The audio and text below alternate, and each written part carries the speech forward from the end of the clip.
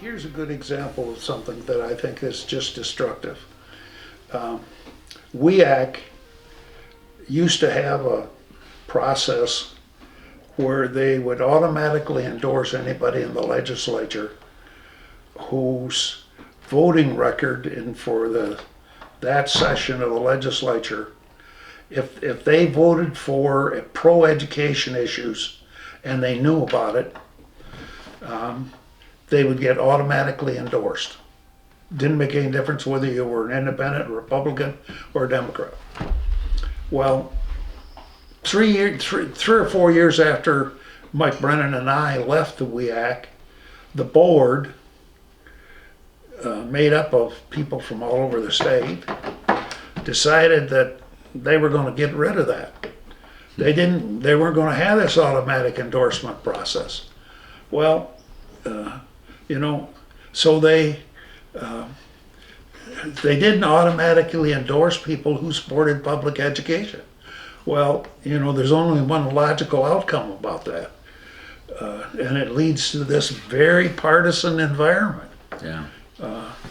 And that's not very much in the interest of schools and education.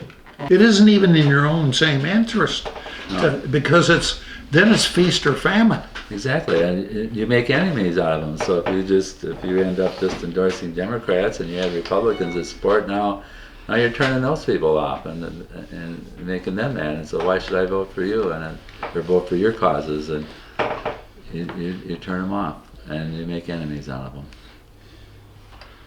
I mean, when you think about it, it's pretty simple, and it's a beautiful thing to have people come together and support something. But Morris was able to do that, to bring those people together and reason with them. But you see, when I came to Wisconsin,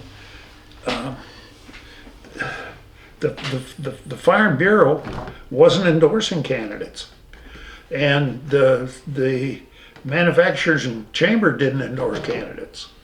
But the guy who was the chamber exec, he didn't view Democrats as the enemy. I forget his name. He was the Wisconsin Manufacturers and Commerce, and I've seen when I first was here, I would see him say to some of his members on his board, "You're wrong.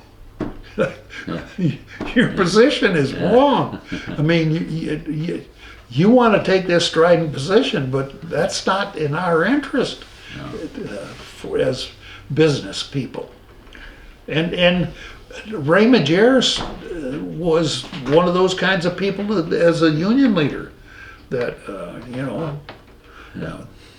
but somehow we got to the point where we thought that somehow this was in our interest to do this. And I think the other thing that sometimes we forget is that today Mike is our friend. And tomorrow, he may be on the other side, and 3 weeks from now, he may be back with us. So this stuff about, you gotta maintain some orderly sense of getting along, communicating with each other. I mean, are there more important issues than others? Yes, but not every issue is the world's most important issue. I think sometimes people who are involved in the legislative process kind of they think everything's the most important issue, and that's just not true.